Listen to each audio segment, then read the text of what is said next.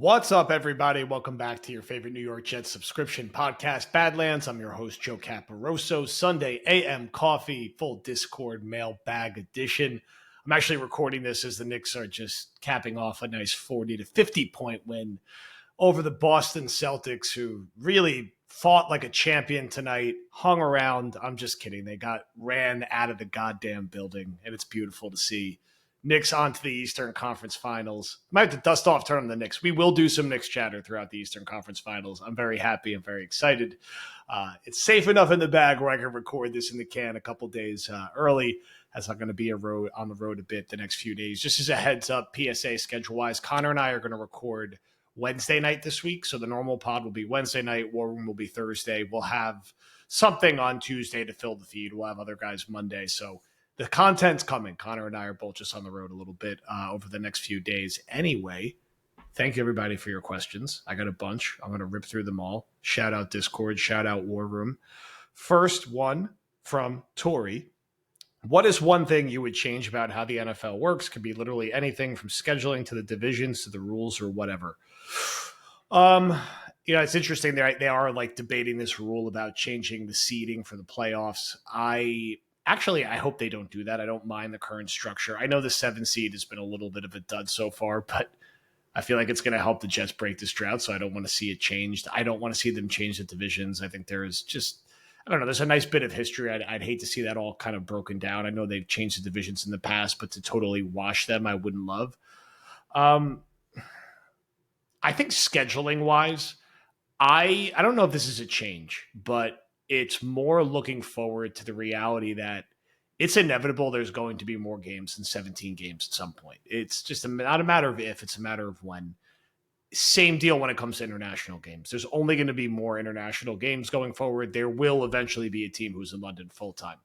So my hope is, as the schedule fans out, and 10, 12 years from now, it's a 19 or 20 game schedule, which I truly believe will happen, that they are smart in adding multiple bye weeks, spacing the season out that much more. It's inevitably going to become almost a full year-round thing, for better or worse. And I just hope, for the quality of the game, for the sake of player safety, when we're getting into the 18, 19 game range, there are 2, 3 bye weeks, and things are smart and strategically spaced out. And they don't ever do things like put the draft overseas, put the Super Bowl overseas. I think those are certain things you want to keep here. I'd love to see the draft get back to Radio City. I don't necessarily love like the touring roadshow. It will never happen because they make a lot of money out of it, and a lot of people show up. And I get other cities wanting a shot at it, but from a nostalgia POV, I miss that. The main thing I changed is I want the Jets to have their own goddamn stadium. I hope it's in Queens. I hope it's in Long Island. I hope it's just their own. And I hope in my lifetime I get to watch the Jets have a stadium to themselves that you're proud to go to as a Jets fan. So a selfish Jets answer, but that's what it is for me. 4M Cava. Correct me if I'm wrong, but I thought I read Glenn mentioning that Fields isn't the most vocal. Do we need him to be, or can he garner respect without having to vocally rally the offense? I think it's more of a problem if he tries to be someone he's not. And not everyone is naturally loud and yelling at everybody. I think you have to be to yourself and try to lead by example. If that's your personality, that's okay. So I don't think in any way it means he can't be a leader on the team. I don't know how. Was it good that Rodgers was quote unquote outspoken last year? And by that, I mean like gesturing on the field and pointing at people and doing that. Is that better? At the end of the day, if you play well, people follow. People follow guys who work hard and play well. And Fields is going to work hard. I don't think there's ever going to be any doubt about that.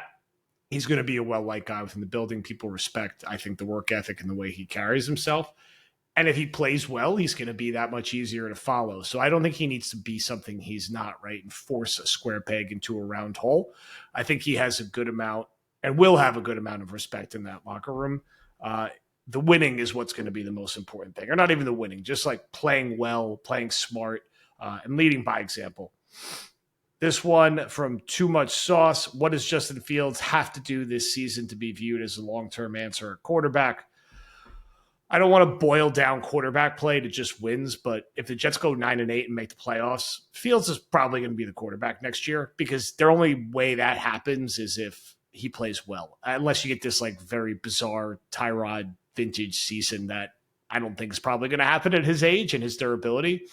But with Fields, if he's an 1,000-yard rusher and if he is throwing for, a little over 3,000 yards with a healthy touchdown to interception ratio, and the Jets have a top half of the league offense, I could see they'll be picking in the 20s then, 17, 18.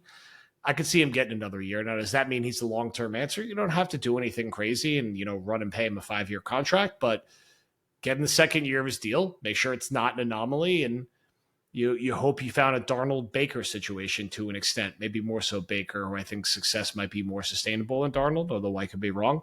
And that, that's how it plays out. So, go 9-8, have an offense in the top half of the league, be a 1,000-yard guy again, have credible enough passing statistics. I don't think anyone expects him to ever be a top 5 or 8 passer in the league.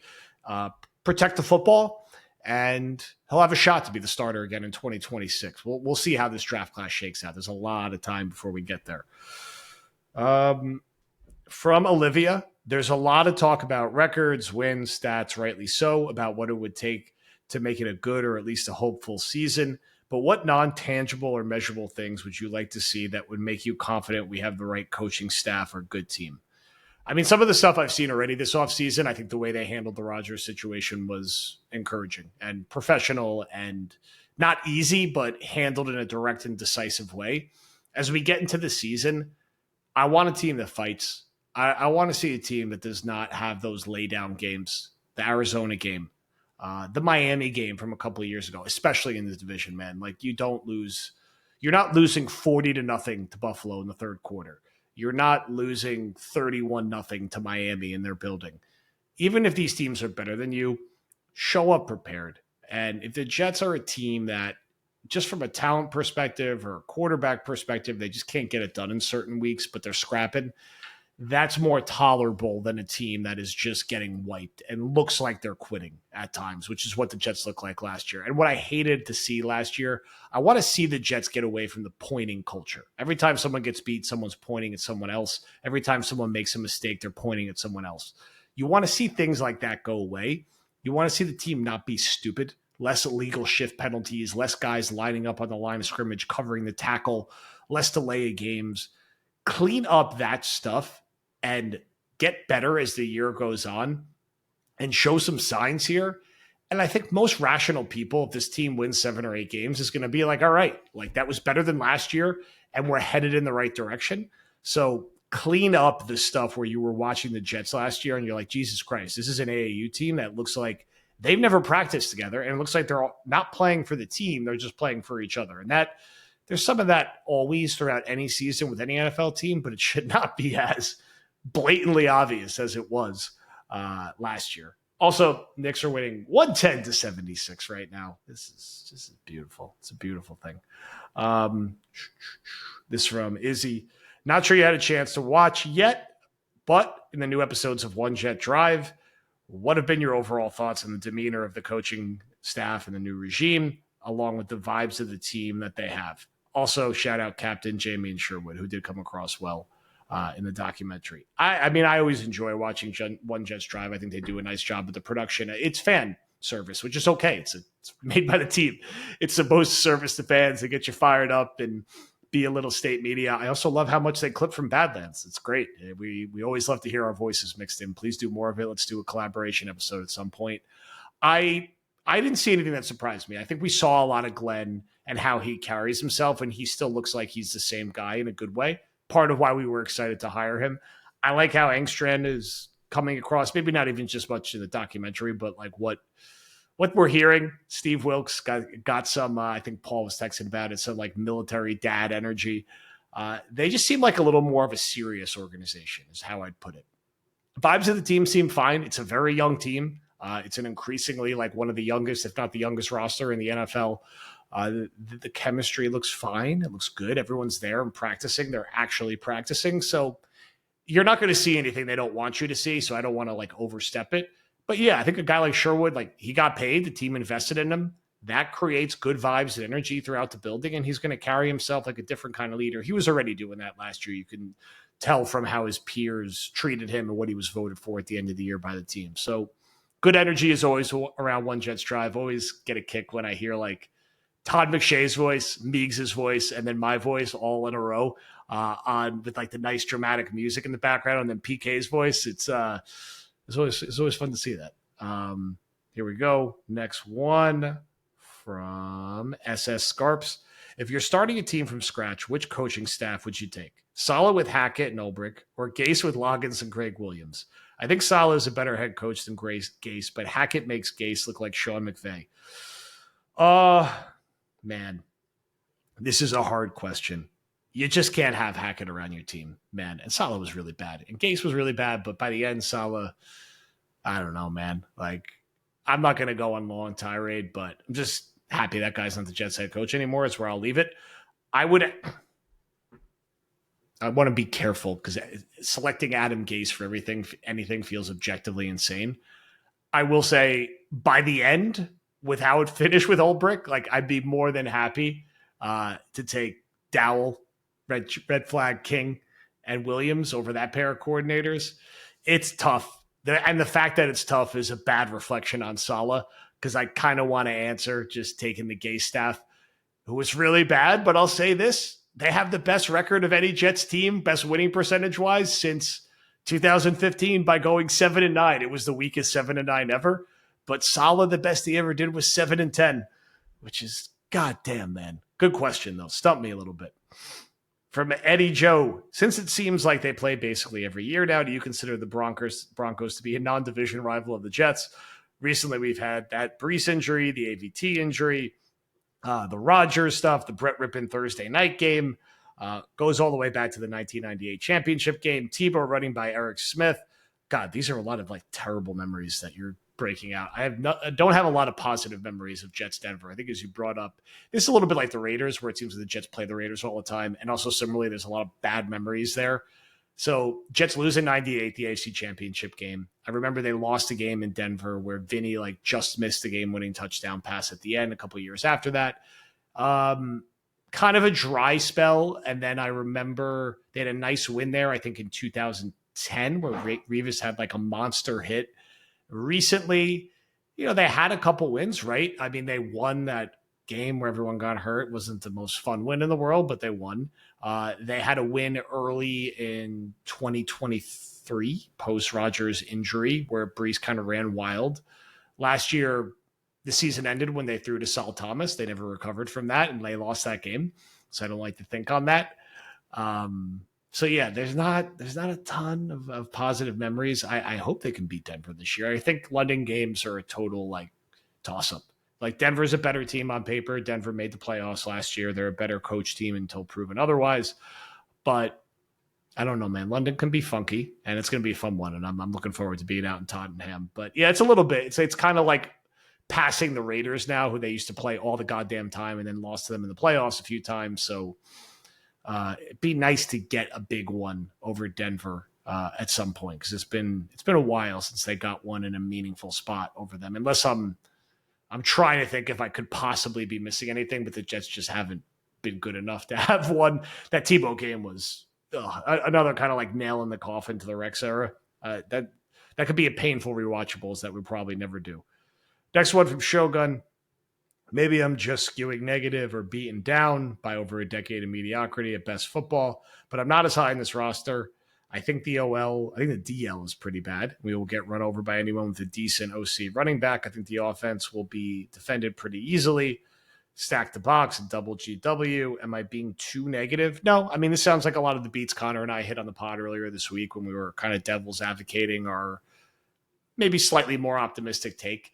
There's absolutely a world where the Jets are run over pretty regularly because they don't figure it out up front. Now, we're counting on coaching. I really encourage everyone to watch Dan's film room on the Jets run defense, and also listen to the pod he did a couple days before it on run defense. Badlands, where you get 2 episodes on run defense in 3 days. I love that about us. Love that about Dan. Made me feel better watching and listening to it. It's going to come down to coaching, gap discipline, and guys not playing selfish. Quinnen having a better year than he did last year. Leonard Taylor making a leap. Will McDonald being a little more sturdy against the run. Jermaine Johnson getting back right. and hoping some of these signings, like one or two of them, could be slightly better than expected. I also still think they got a little work to do to the roster up there. And yeah, this offense isn't built to play from behind. Now, there's going to be certain weeks where, like there's other teams who have problems and who aren't going to be able to run the ball. And, Fields or Brees or Garrett will make a big play, or the Jets will just be able to run the ball and chew a ton of clock and be difficult to defend.